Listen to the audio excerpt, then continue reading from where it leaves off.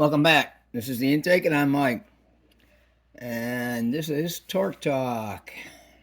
Torque Talk Tuesday. I got a couple shout outs, and I got to answer a couple quick questions, and then I got something else to talk about. But first, Spotlight. Model Car Madness, Rhode Island. That's Larry. Go check him out. This guy is a great builder. He builds so many models. He's in every group build.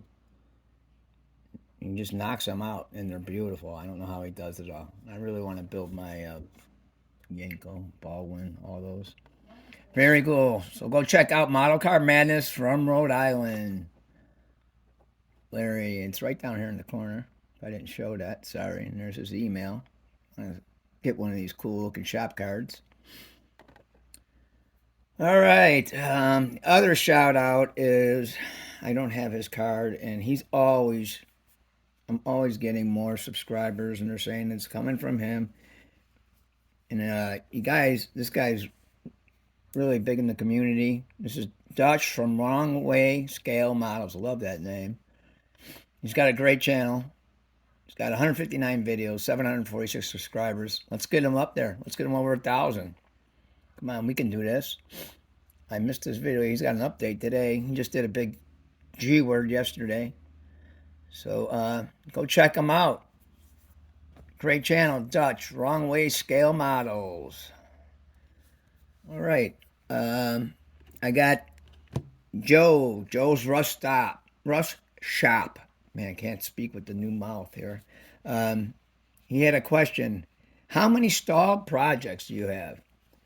Well, what I consider a stall project is one that I really was getting into, and then something just irked me, and I just stopped.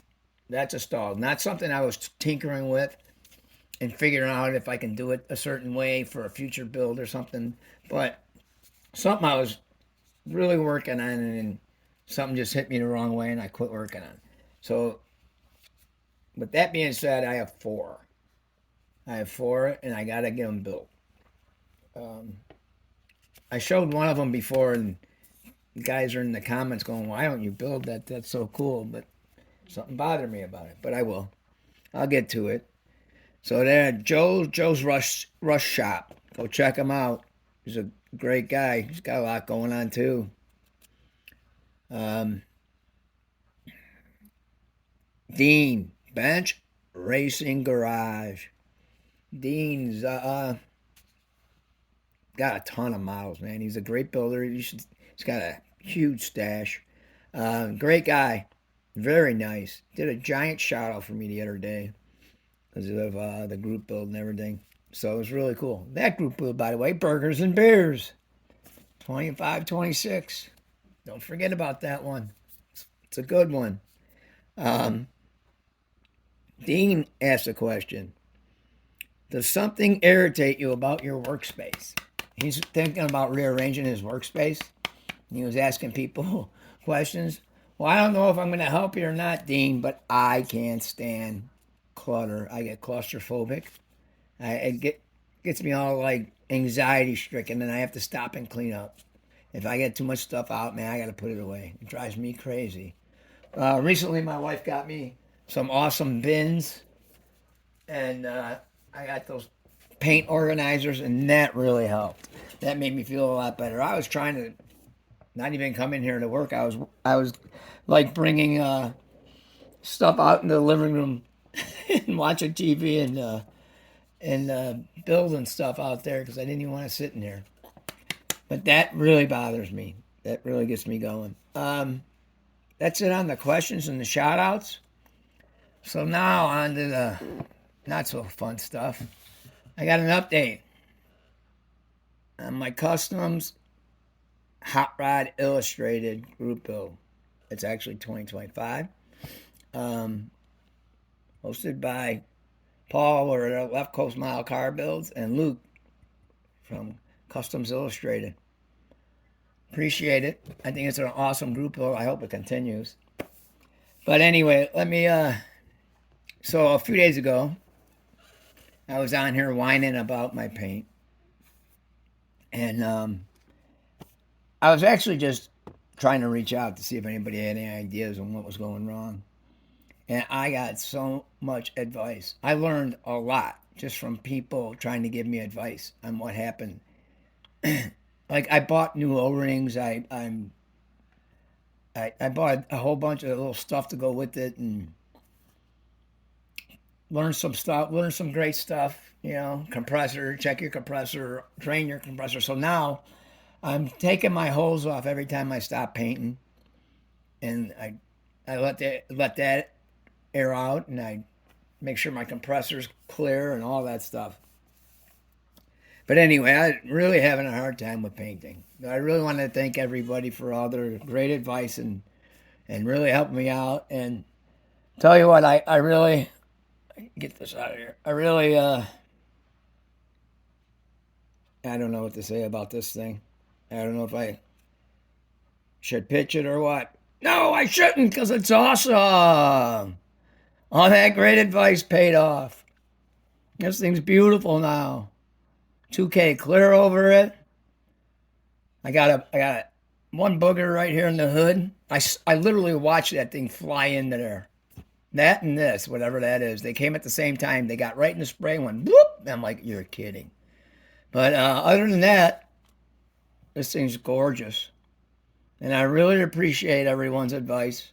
You can't really see it unless it's in the light. So it's beautiful. I just sprayed the clear today, but I've had it in the dehydrator ever since. And man, this thing's, it's ready to sand, but I'm not going to work on it. I'm going to put it back in the dehydrator after this. And then I'll probably polish this stuff out tomorrow. But this thing's gorgeous. Oh, I love it. So happy. What a pretty color. Thank you to everyone. I'm great. I greatly appreciate it. I was really stuck. I couldn't believe it.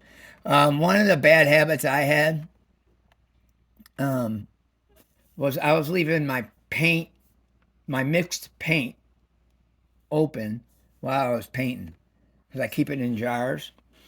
And I was leaving it open, and I think because the primers that I use, I keep in jars by my spray booth. I pre-mix it and have it there, and it stays for a long time.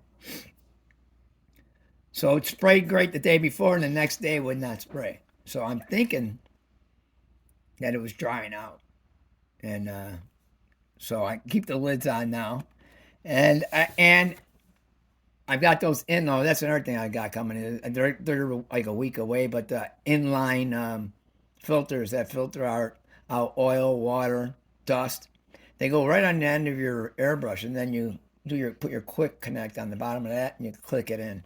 So I bought those. I got 3 of those, so I'll put those on the 3 guns I use the most. And so yeah, I'm real happy, very happy. So this is my update. Um, I did do only the other thing I got done because that was all day, and then this afternoon I was tinkering around and I did get like the interior flocked. Well, it's actually embossing powder, so it's not flocking, but there's like it's light blue, dark blue, and a little bit of white. Looks pretty cool. So I got that going on. So I started doing some detail work.